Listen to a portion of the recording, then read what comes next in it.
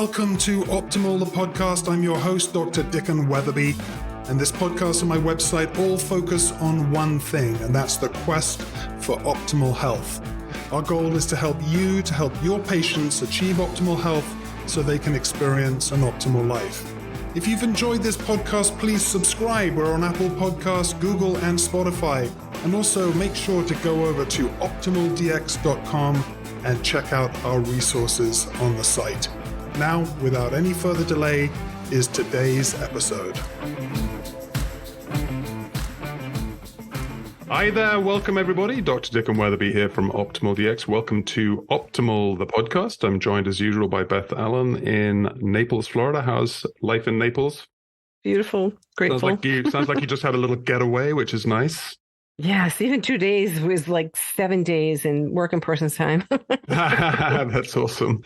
We got on the call today and Beth was like, you sound a little bit stuffed up. So yeah, it's end of May here in the Rogue Valley in Southern Oregon, and I can look out over my valley and see just a haze of pollen. So I think I'm a little congested and trying not to resort to antihistamines. But anyway, luckily we have lots at our disposal to deal with allergies. So anyway, we're not going to talk about allergies today. Dang. So we've got kind of 4 topics. We're going to hit blood glucose regulation with a brand new index that Beth Allen and I have been researching and looking into. We just added into the ODX platform. Super excited about that. So we'll talk about the triglyceride glucose index. And then a new biomarker called serum glycoprotein acetylation, GlycA or GlycA. Pretty cool. Systemic inflammation marker. Only available from LabCorp at this point, but we'll talk a little bit about that. And then we'll kind of dive into some of our blog posts, and Beth's been writing away. So if you don't know about our blogs, go over to optimaldx.com. We have 2 blogs. We have Optimal, the blog, which is kind of our sort of, mainstream's not the right word, but just sort of less research. Summary stuff. Yeah.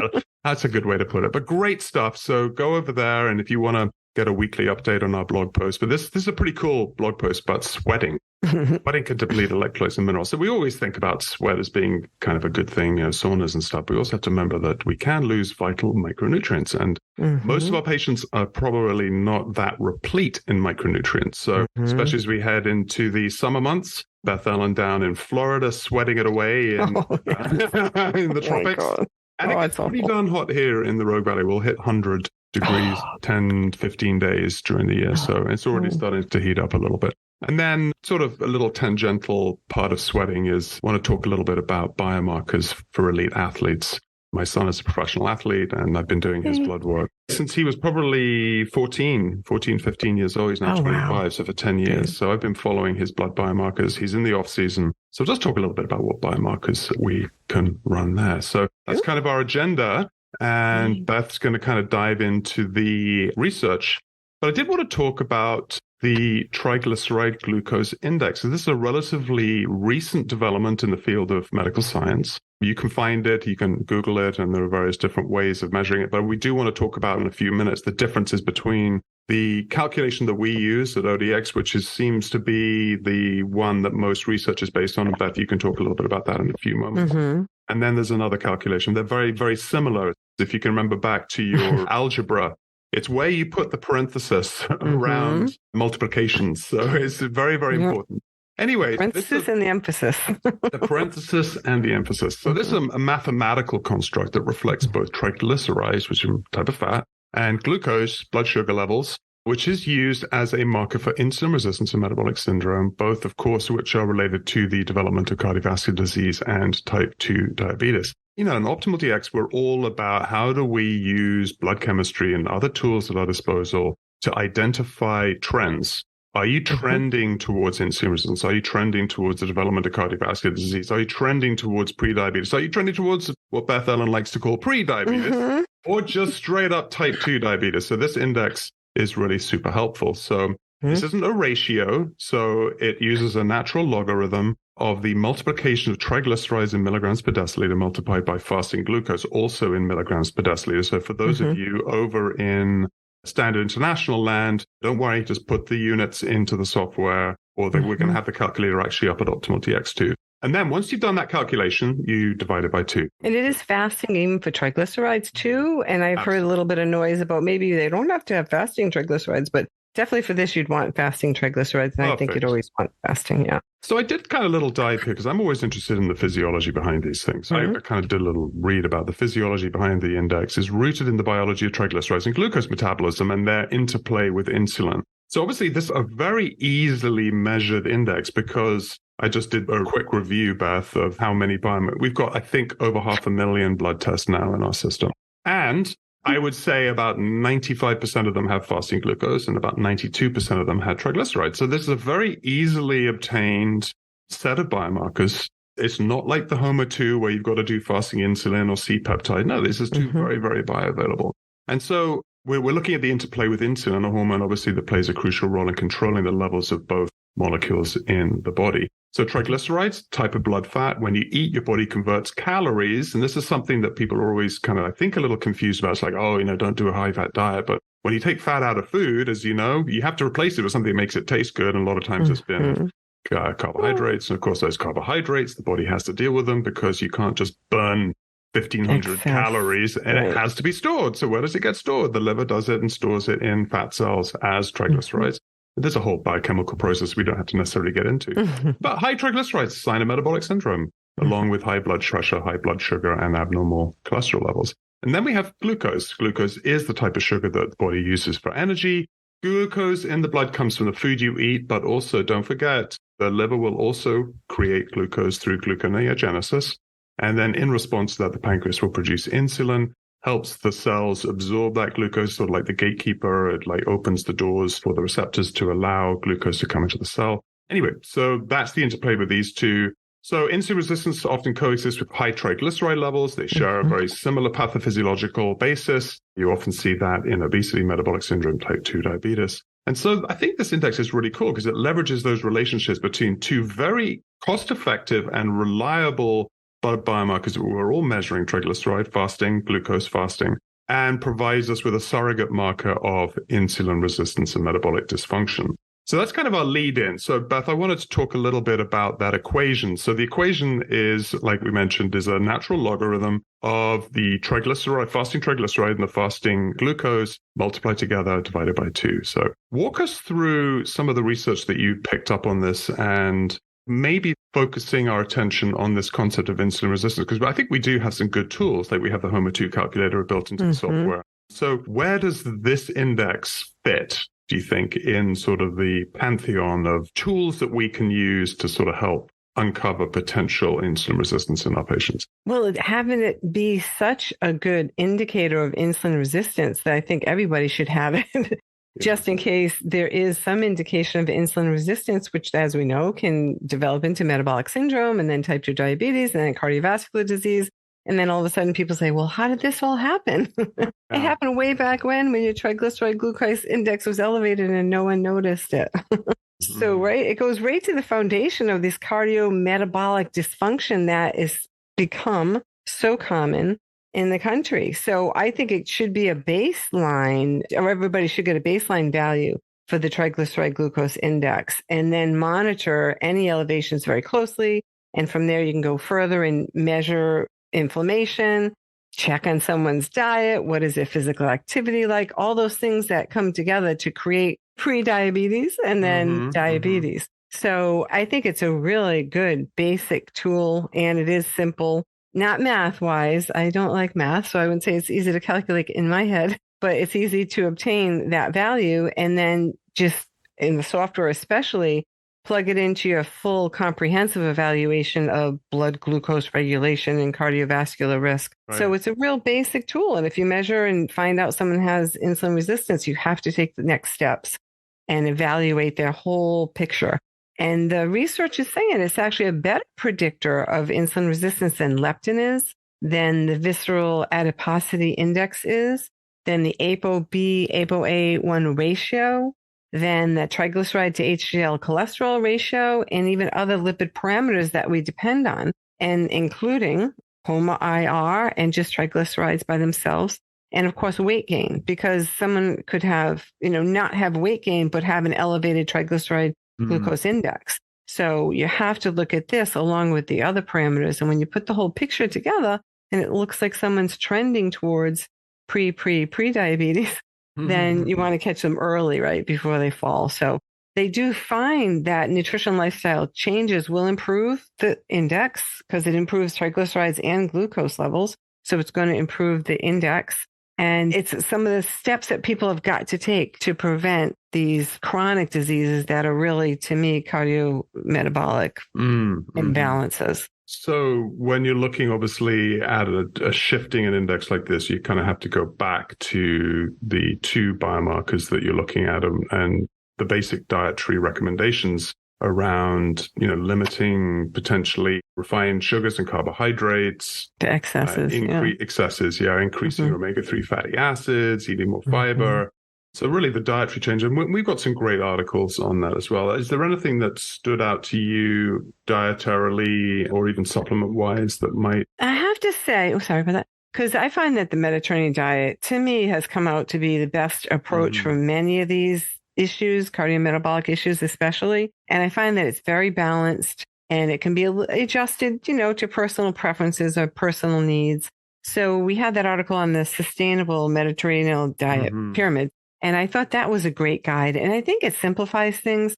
I'm not one, unless it's metabolically needed or medically needed, to restrict carbohydrates down to a level that causes ketogenesis, or ketosis, unless, again, it's medically indicated. Because I find that a little bit dangerous. People cut out so many healthy foods that they end up in worse trouble. And it can even alter insulin metabolism and things like that. So I don't like to restrict too much. I find the Mediterranean diet a very nice balance. Whole foods, plenty of plant-based foods, seafood, omega-3s.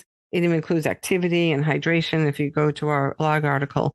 So to me, the simple, balanced approach, and I find the sustainable Mediterranean diet does that. So that is usually the go-to for me. And then you can adjust it down the road. If someone had cancer or intractable seizures, the ketogenic diet has a place, but I find it a medical diet. I almost never recommend it just to the vast general public, and then making sure people have enough protein, have enough micronutrients. Are they sweating and are they losing? We'll talk about that later. So, but the basic go-to I like is the Mediterranean diet pyramid. Yeah, so we've got a great blog post on Optimal the blog around that. So you could just go search Mediterranean and it'll come up. And it's a pretty cool pyramid. And mostly this is an audio podcast. We can't show the pyramid, but it's very cool, especially when you look at it next to kind of the traditional FDA food pyramid of the 90s.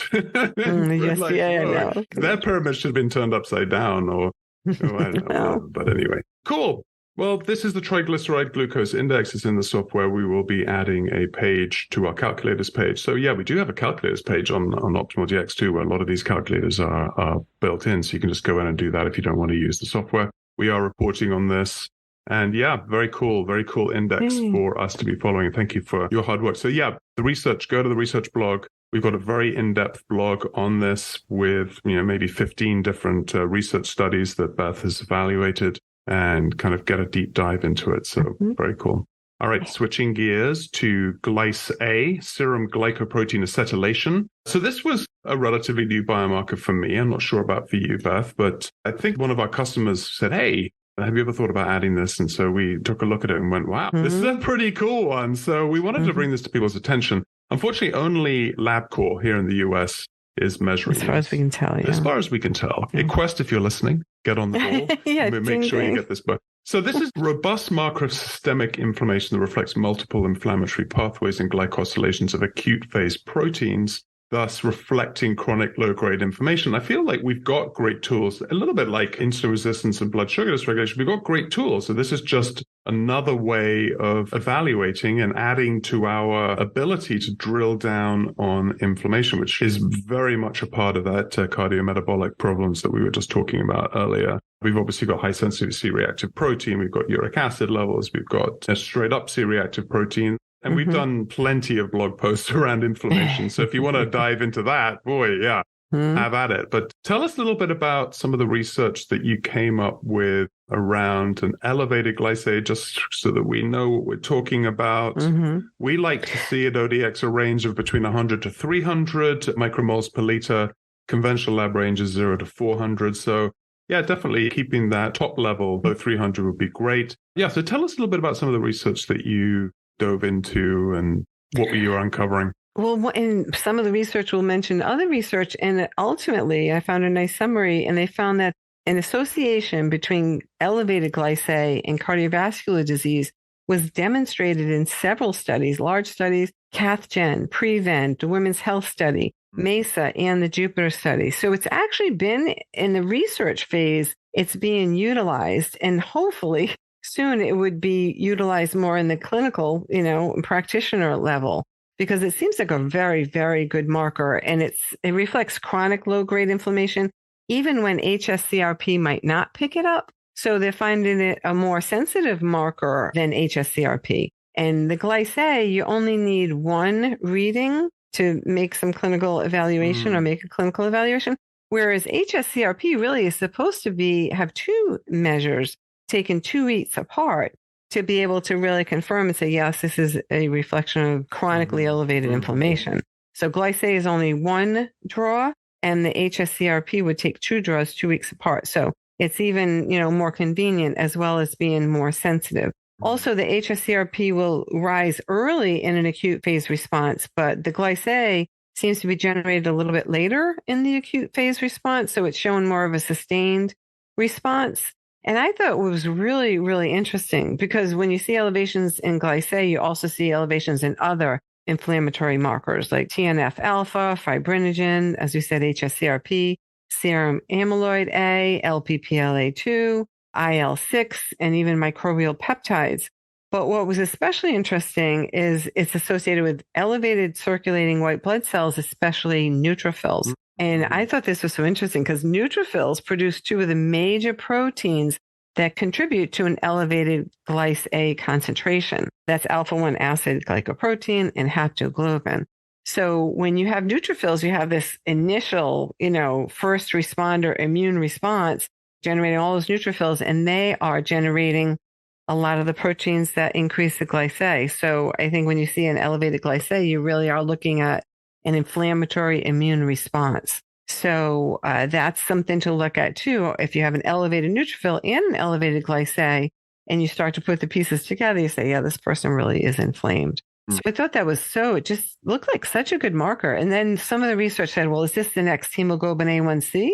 Because as we know, hemoglobin A1C reflects glycation or glycosylation of hemoglobin. Well, this is reflecting glycosylation of other proteins, and it might be something that should be measured as frequently as hemoglobin A1C, especially with its association with cardiovascular disease. There was one very interesting study. They found a strong independent or inverse association between elevated GlycA and cardiovascular health indicators. So when GlycA was high, these Life Simple 7, they call them, were altered. So the Life Simple 7 health and behavioral indicators, we talk about them all the time: diet, physical activity, BMI, blood pressure, smoking status, and the levels of total cholesterol and fasting blood glucose. Even though we know there's much more to total cholesterol, but that is one of the 7. So it was interesting. Participants they found that those with the optimal Life Simple 7 scores of 12 to 14 in this case maintain a mean GlycA of 282 micromoles per liter versus over 300 or 312 micromoles per liter in those with the low health score.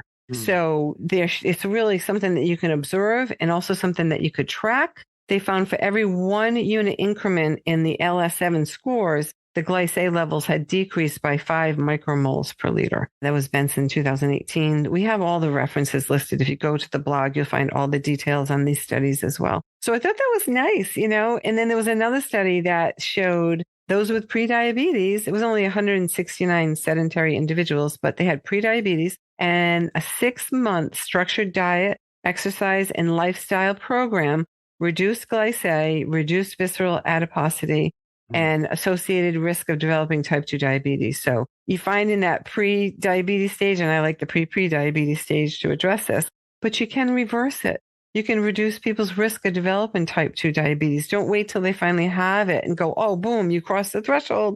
Now you're diabetic. Now we labeled you. Now we're going to take all these other steps. So this GlycA, could be a definite indicator of increased risk of type 2 diabetes, which then increases your cardiovascular risk, it's a really, really nice marker. So yeah, Quest Diagnostics, if you're listening, we'd love to see it. Yeah, I'm wondering, you mentioned sort of the neutrophils role, and neutrophils are actually part of our inflammatory measurements within the software, which is kind of cool. But one of the biomarkers that you've worked pretty hard on is the neutrophil lymphocyte ratio. And I wonder, obviously, that's another marker that we have easily available. I think it must be in the 90% that almost all blood biomarkers that we're measuring include a CBC to some extent. So we're measuring neutrophils, we're measuring lymphocytes, we're measuring total white blood cell count. We're getting the absolute counts, we're getting the percentages. So I wonder if, because obviously an increased neutrophil lymphocyte ratio reflects cell-mediated inflammatory response. Kind of cool. I like kind of how this biomarker GlycA kind of ties into that as well, and sort of provides some of that biochemical background on why some of these biomarkers that you might look at and go, why would neutrophils be pro-inflammatory? Well, obviously they're first-line defense against infections, so pretty cool. Anything else to jump to you about GlycA? Let's see. It can be improved again with diet and exercise, lifestyle programs. Kind of the same old story where we talk about diet and lifestyle. When you optimize them or optimalize them, you can, right? You can optimize and lower your risk of cardiovascular disease. It's simply, it boils down to that. Yeah. Very cool. Oh, also, I will mention that we didn't say before, it also is seen, or elevated levels are seen in autoimmune disorders like lupus, psoriasis, arthritis, and then again, of course, an infection. And also, there's a decreased gut microbiota diversity seen and immune activation, including an inflammatory bowel disease when levels are elevated. So really, if anybody is seeking medical help or intervention for anything, or health intervention, I'd rather call it, this would be something to take a look at. If they have an inflammatory issue, then absolutely this should be looked at and monitored, especially when you can see positive results over time when you adopt a healthy lifestyle and diet. All right, let's talk about some of the blog posts that we've got up recently. And this was a cool one talking about how sweating can deplete electrolytes and minerals. And as we're getting into the heat of the summer, it's late May, sweating plays a physiological role, obviously, in cooling down the body, can support detoxification. But there's stuff in our sweat. That's why when sweat gets into your mouth, it tastes salty. It's got minerals in it. It's got micronutrients in it. It's got electrolytes. So yeah, be really careful making sure that if you are exercising out in the heat, or if you are experiencing some excessive sweating to help cool down the body, that you do pay attention to this.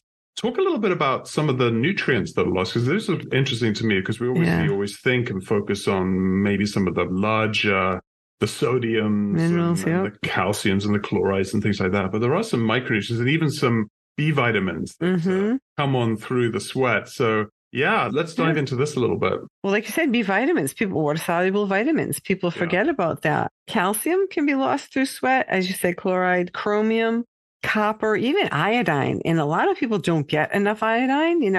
People aren't using a lot of iodized salt. And I'll mention this to a user too later on. But like Himalayan pink salt doesn't always contain iodine or enough iodine. It's not iodized. And a lot of times you don't get it from, it doesn't come automatically iodized. So Himalayan pink salt might not be a good source of iodine. People tend to cut out table salt, which is iodized. And a lot of people don't get enough iodine if they don't eat seafood. So you're losing it through sweat. And that's not one of the things a lot of people replete. So it can be important. I actually put a couple of drops in 3 gallons, my drinking water container, 2 or 3 drops of iodine in there. And it's in the good multi that I take. And I do use an iodized salt, a good salt it's called, with other minerals in it. So iodine was one that was like, oh, yeah, it is lost through sweat. We have to mention that. Some iron could be lost. Magnesium can be lost. Potassium, we know that too. Selenium, of course, we know sodium. But even vitamin C and even zinc can be lost with sweating. And a lot of water. I didn't even list the water, but yes, of course, you can lose a lot of water. I think it was like up to 6 cups an hour with heavy athletic activity. That's 1.5 liters of water lost. So if you're losing that much water through sweat, you are definitely losing your minerals. So definitely have a good hydration, electrolyte replenishing drink before and after. I would do it, but certainly after, when you've lost those minerals, and then supplement as needed. Check your blood, even serum levels give us some information. And you can't afford to be insufficient in minerals. As we know, they are functioning in so many metabolic activities in the body. And of course, our vitamins too, vitamin C, B vitamins, things that some people don't get enough of. So yeah, paying attention to that and read that, we have a whole blog that lists a little bit more information anyway in the references for Tell that. me, what's your favorite go-to electrolyte replacement? I mean, I do hot yoga. Oh, I make my own. Oh, you make your own. Well, that's kind of what I'm asking, because for convenience sake, it's often so easy to reach for the little tub and put a couple of little scoops in, check the ingredients, make sure it doesn't have crap in it. Right. Walk us through. I mean, I'm always fascinated, and this is kind of like why you and I like talking to practitioners and in some of the interviews that we do. What are you doing in your own life I mean, obviously you live in Florida. It's hot and humid in the summer and lovely in the winter, but it can be pretty bad, right? So yeah, what's your favorite recipe? And maybe I'll convince you to maybe put a blog post up and post it up on the blogs. It's almost basic. We have a green lemonade recipe I put up there. So, but I do use, I make my own lemonade rice. If you can use fresh lemons, that's awesome. I will use sometimes bottled lemon juice. So purified water, lemon juice. I use lemon essential oil as well. And I also use a little lemon stevia, natural stevia drops that are lemon flavored. But I use a base and I use Willard water. And Willard water is a kind of a weird thing. I think people really should go and look at the 60 minutes coverage of it. It's very alkalizing. And the tests that they did showed that it wasn't toxic, but it's not like there's a lot of studies or research on it. It had just been used for so long in South Dakota. It started there. And it is full of trace minerals. And so you just take 2 ounces of concentrate to 1 gallon of water. And I couldn't say, well, this is exactly how many micrograms of this nutrient. But I was pretty convinced after seeing that video and reading a little bit more on it and how much, the trace minerals that are in there. And it was tested and it's considered safe. And so I use that as my base for my green lemonade. If you're really, really exercising a lot, then there are some liquid electrolyte replacements. And I was actually looking for my little bottle, but I don't think it's in the room with me. So you heard some background noise. You hear that? I could go get it though, if you want to chat for a minute. It's in the cupboard in the kitchen. So if you really, I don't know, anybody has some issues and they lose a lot of fluid different ways and you have to replace your electrolytes at certain times, then I go to this liquid drop. It's very salty and even has zinc in it. And then I just put a couple of drops on my tongue and I drink it down, drink water down. Yeah, but that is a specialized, I could go get it if you want to. Yeah, why don't you do that? Now, what I'll do is I'll talk to you a little bit about athletics. And then if we have time at the end, there was an AMA question that we had around PPIs. And you wrote an article in the blog around the downside of PPIs. So maybe if we have time, Beth is off looking in our kitchen. I'm going to talk a little bit about something that's pretty close to my wheelhouse here. Is my son is a professional athlete and has been a high-performance athlete for many years. And I've been monitoring and measuring his blood work since he was 14. So he's in the off-season. We just did some blood work on him. I wrote a short article on sort of biomarkers for testing high-performance athletes and recognizing that the demands of a long professional season, what that does to human physiology, it's quite remarkable. You would look at blood work of a professional athlete, and if you looked at it through the lens that we're looking at it through ODX, you go, wow, this guy is pretty darn dysfunctional. But it's not. It's like they've fine-tuned their bodies to be these kind of like machines almost. I hate to use the word machine when we're talking about a body, but their liver enzymes are a lot higher. But I'm pretty positive that, the long-term ramifications, if you're not dealing with some of the baseline issues around correcting and monitoring the anabolic-catabolic ratios is also supremely important. So making sure in the off season, it's about building up. In the season, they don't really have time to build up. And it's about how are your reserves. So when you are going through your muscle, that you have enough muscle there to make it through the season. So anyway, we measure things. These are some are very basic. We measure them all anyway, but sort of looking at them through the lens of an athlete, hemoglobin, hematocrit, obviously part of a CBC, really looking at how efficiently is the body carrying oxygen. Think about it. He's a hockey player, so he has to, do a 45-second shift. You think, being out on the ice for 45 seconds, but he is full on. These athletes are full on for 45 seconds. They are absolutely toasted at the end of it. So they're probably in anaerobic respiration a lot of the time. So how much lactic acid is being produced. So really, working with them to improve hemoglobin and hematocrit levels so that their endurance and aerobic capacities is super important. Tagging along with that, looking at iron and ferritin levels. These markers assess iron status. And again, if you're looking about oxygenation of tissues, you've got to have enough iron. And we always say, men shouldn't be supplementing with iron. But I've seen that ferritin levels are often very low in professional athletes, and as are iron levels. And when you start putting some small amount of iron back into the body, you get tremendous benefits from that. But obviously making sure that you're doing it in, don't just give it to them, but monitor and make Stay sure. optimal. Stay optimal, right. Vitamin D, his vitamin D levels are really low. He's in a rink all day. He's not out in the sunshine. So really important, obviously, for bone health, immune function, muscle function. You're traveling, you're in airplanes, you're in locker rooms, you're surrounded by microbes all the time. You're drinking out of common water bottles. So these things that you don't often think about when you think about professional athletes is, they're around a whole load of different people in and out of different scenarios, and their immune systems have to be top notch. So vitamin D, obviously extremely important. Looking at C-reactive protein levels, HSCRP, I think this GlycA might be an interesting biomarker to follow. Looking at inflammation, how well does this athlete respond to the dings and the dents and the bumps and the bruises and the checking and all that kind of stuff? So how quickly can they recover, and what's the potential injury risk that is associated with that? Another very interesting biomarker to look at is creatine kinase, enzyme that's released into the bloodstream following muscle damage. So at the end of the season, it's interesting to see, CPK levels are really relatively quite high. And it's like, well, the body's recovering from being beaten up for 60, 70 games in the year. Looking at testosterone and cortisol, stress, also that anabolic capacity here. Looking at that hormonal balance, it's interesting to me. I've done some panels on a few athletes, and you think a 25 or 30-year-old athlete in the prime of their life, testosterone levels should be in the upper percentiles. It's oftentimes not. And this is a little tricky because obviously you can't start supplementing with testosterone because you don't want to bypass their normal production of testosterone. So you start having to look at testosterone utilization. Is the sex hormone binding globulin high? What's the ratio between the bioavailability of testosterone versus the free testosterone? And then also looking at ways to decrease aromatization. Are they moving it more into estradiol? So there's lots of little things that we can do to sort of tweak testosterone levels. Cortisol, oftentimes their sleep is very disrupted. You can imagine if you're playing a late evening game, your stress levels are really high. You can't go to bed at 9 and have a nice restful sleep. You're up till 1 a.m. And then oftentimes they're on the road again. So their cortisol levels are all over the place. Lactate dehydrogenase, lactate, obviously we're talking about lactic respiration, their anaerobic respiration when you're really pushing yourself hard. That's really important. What is their anaerobic threshold? What's the training intensity? So we're moving into the off season here. What is his capacity to be able to train at a high level? I'm looking at BUN and creatinine, obviously looking at kidney function, but they can also show us about dehydration. This is a marker that we look at in ODX as well, and also overtraining. So especially very, very important here in the off season, if you're working with athletes, to make sure that, you are measuring whether or not they're overtraining. CPK levels might go up as well, and they might have more inflammation if they're pretty hitting the gym pretty hard.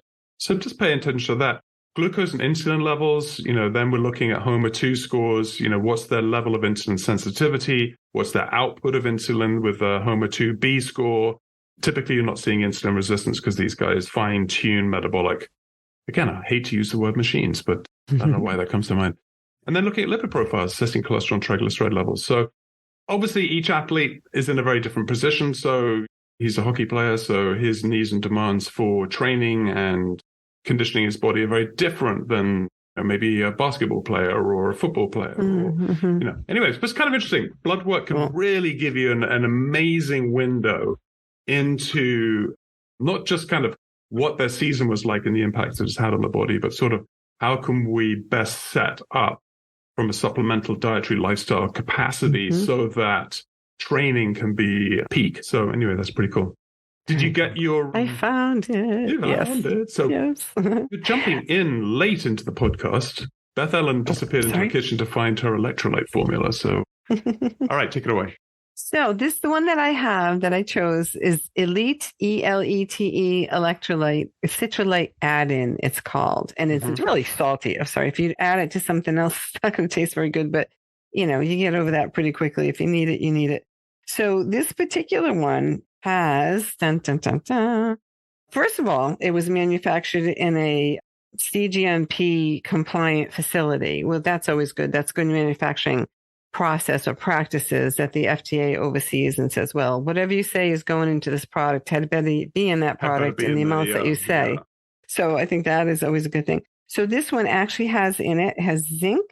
Let me go to the list here. Sorry about that. Starts with seawater, purified water, low sodium mineral concentrate, citric acid, potassium chloride, and zinc sulfate. And then it lists on the nutrition facts specifically, and this is just in like a 3 ml or a 0.6 teaspoon serving that you mix into something else, has 48 milligrams of magnesium, 2 milligrams of zinc, 426 milligrams of chloride, 123 milligrams of sodium, and 135 milligrams of potassium. And I don't put that into the lemonade. I don't think it would taste very good. Mm-hmm. But when you really do need to replete your electrolytes, get a little more serious than the green lemonade. And the green lemonade also has chlorophyll in it, which I forgot to mention. Has a little magnesium in there. Chlorophyll always does. But this one, extra supplement, is if anybody is, athletic or extending their physical activity beyond 30 to 60 minutes, then you most likely are going to need some repletion. And I like that one. It's very convenient.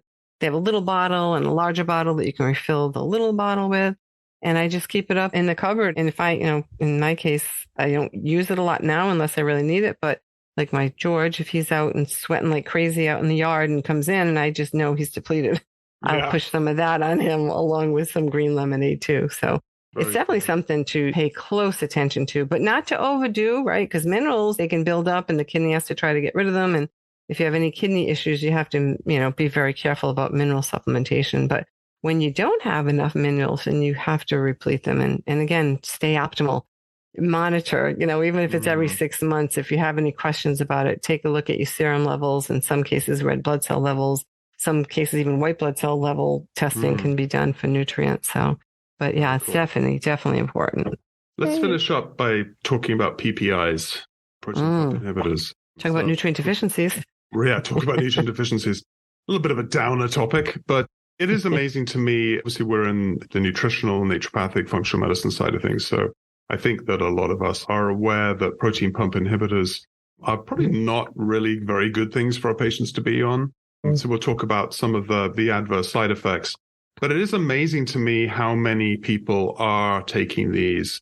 They were first, and this is some of the stuff that you put into the blog post here. So they were really first, I think, came on the market to treat, pretty serious conditions, dangerous ulcers, Zollinger-Ellison syndrome, which, they've become widely prescribed. They're now over the counter for indigestion and heartburn. And I think as practitioners, we need to be aware of the physiological and biochemical ramifications of taking something like this and what happens downstream. Because as we are taught in my trainings, digestion, absorption, utilization of nutrients, digestion is a north to south process. It starts actually in your brain, triggering the, salivary reflex. It's why, I'm looking forward to going to Italy this summer because, when you go to restaurants, they'll put out these little aperitifs and things that are sort of designed to kind of get your salivary juices going and turning on your digestive system. But, if you start messing around with stomach acid, boy, can that have some big problems. So this is an article that you wrote called The Downside of PPIs. It's in our Optimal blog.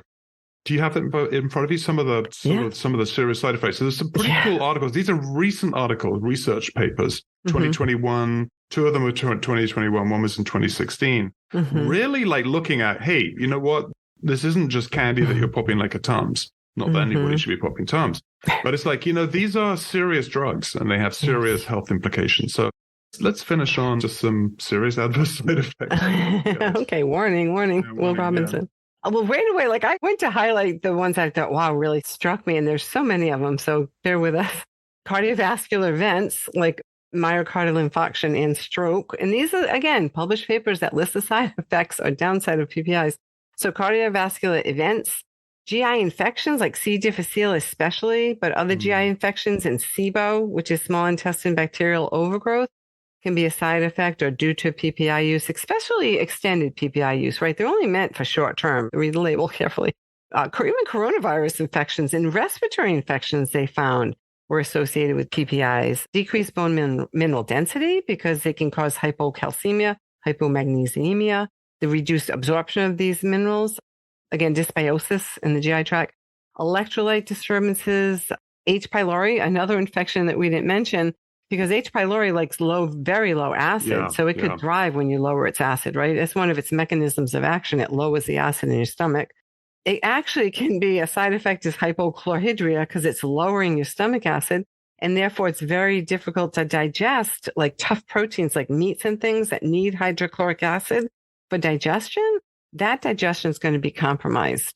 Impaired nutrient absorption, increased symptoms of reflux. So here people think they're taking it for reflux. They think they have too much acid. They reduce the acid, and then you can have increased symptoms of reflux. Kidney damage, liver damage, micronutrient deficiencies, even neurological complications.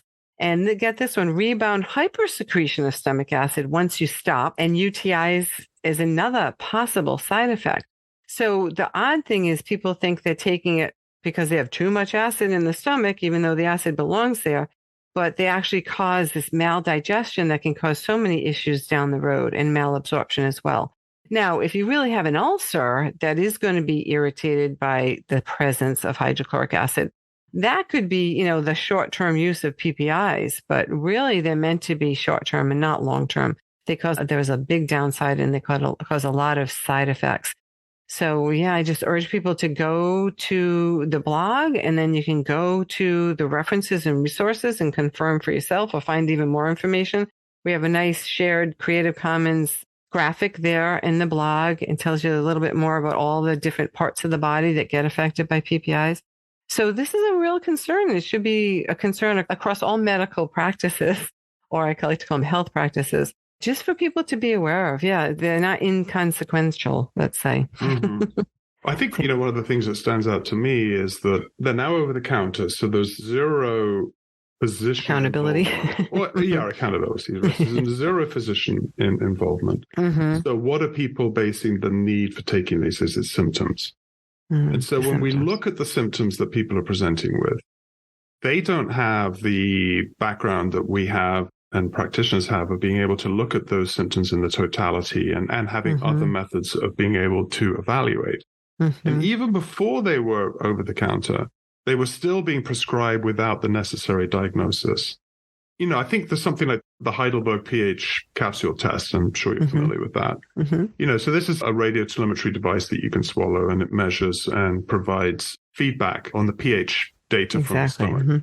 So you're actually getting real-time information on the acidity levels in the stomach. Back in the day, and I don't think it's available anymore, it was the gastric string test. I don't know if you ever did that. I did hundreds and hundreds of these. And if my memory serves me well, I never found anybody with hyperacidity. I know. It's not as common as they like to think. It's not as common as you think. So what we were finding was typically you want your stomach pH to be between, I think, at least 2, maybe between 3 and 1. We were seeing 5, 6s. And I mean, I'm colorblind, so it was a little hard for me sometimes to read, but even I could read that these guys were alkaline. So you have an alkaline stomach and they're taking PPIs. It annoys me because I feel like when you are taking something like that with as many adverse side effects and clinical conditions that are associated with these particular drugs. So guess what happens? And this is the serialization of pharmaceuticals. That's why if you go to, my mom doesn't take any pharmaceutical, but you go to someone's house and sneak into their bathroom and open their medicine cabinet. There's very rarely one amber bottle in there, right? There's very rarely one. It's usually 2, 3, or 4. Yeah. So they start to take a drug. Sorry, I'm going to get on my high horse here, but they start taking a drug and they start getting side effects. They go back to the prescribing physician who will now prescribe another drug to deal with the side effects. So you get another one. And so before you know it, you're taking 4 or 5. These 4 drugs have never been tested together. You're a guinea pig.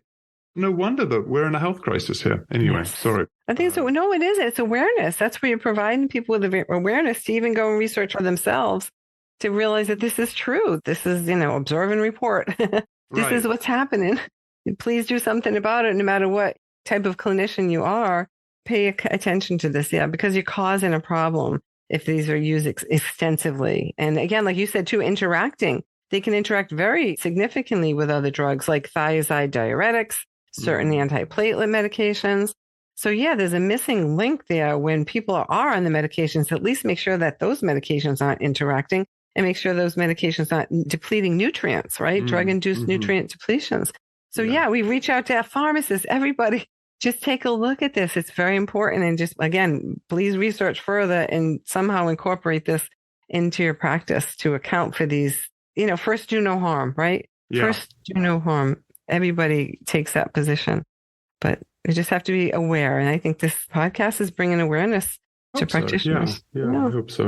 Mm-hmm. And I think, the other part too is how do we recognize something like hypochlorhydria? Because I think a lot of people have GI discomfort. Mm-hmm. So I think being able to diagnose or even evaluate from not just, radiotelemetry devices, which are obviously very expensive, but looking at the patient history and the symptoms, that's why I like questionnaires. It's like looking at digestive types of question, bloating, belching, heartburn, indigestion. Do you have nutrient deficiencies?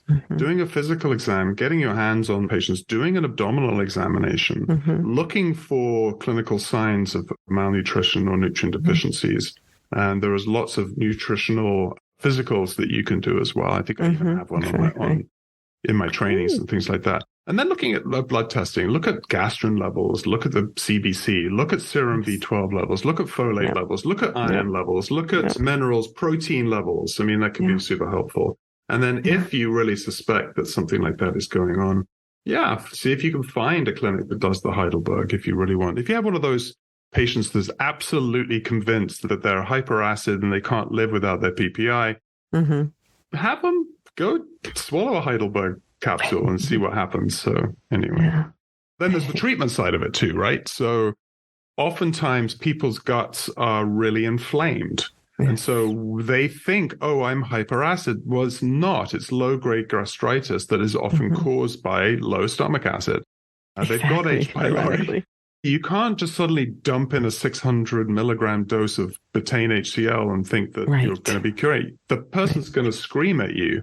That's why I love some of the companies that we use, because they've got formulas that are about helping to soothe and heal. It's the demulcents, the deglycerinated licorice, the cabbage extract, biotics research has a good one, ginger, and things like that. So heal the gut and then slowly start adding in some more acid. Even just doing some cider vinegar and then doing a low dose stomach acid replacement, you can titrate it. So lots of stuff we can do.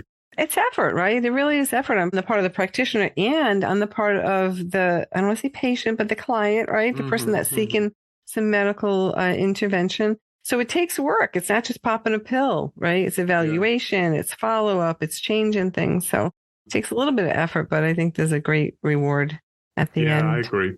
Thank you, Beth, for doing all your research. And Beth does a ton of research writing for us. If you're interested in biomarkers, we are going through an in-depth evaluation of, I don't know how many biomarkers we're looking at, Beth. It's over 100. Must be over 150. Because we're really interested in providing scientific validation for this approach of using ranges that are in an optimized zone for human physiology. And we know that standard reference ranges vary from city to city, state to state, country to country. There is no standardization of range. And therefore, I think it's really important that we do have this concept of an ODX range or an optimal range, of putting everything in an optimized zone. And so Beth is doing a really, really deep dive. I'm talking like submarine style diving. And this isn't recreational snorkeling. This is not just a hookah. So if you're interested in any of that, please come over to Optimal DX, join our blog, because that's where you're going to get all the latest information. And all of it is incorporated into the software. So if you're interested in evaluating patients' blood tests and getting a really comprehensive view of the trends of where your patient's headed, and then also take advantage of the treatment building that we're doing here at ODX as well, because it's not just about, your blood glucose levels are too high. It's like, okay, so once we know that's happening, what can we do to correct, make the change, and then retest? So we have a very robust treatment plan builder. We are working on expanding that to make it easier for you to build treatment plans, adding in diet, lifestyle, exercise at some point down the road. We're really here to support you in your practice. And I think that's the important part. Obviously we could go after the general public, but I'm really committed, and ODX is committed, and Beth's committed, and my team is committed to helping you, the practitioner, be the most effective that you can be. when you're working with your patients and clients. So that's what we're doing at Optimal DX. We've got a very simple membership concept, $20 a month, gets you access to the ODX platform. You can add in blood tests on a pay-as-you-go basis, or you can do an unlimited plan if you want. Create as many treatment plans. We're hooked in with full script. We're working on a whole scripts integration too with Zymogen. So we're doing a lot of really cool stuff. Plus, you get access to all of this great research information. So thank you, Beth. Appreciate it. Oh, you're welcome. So come on over to ODX and we'll see you very, very soon. All right, everyone, take care.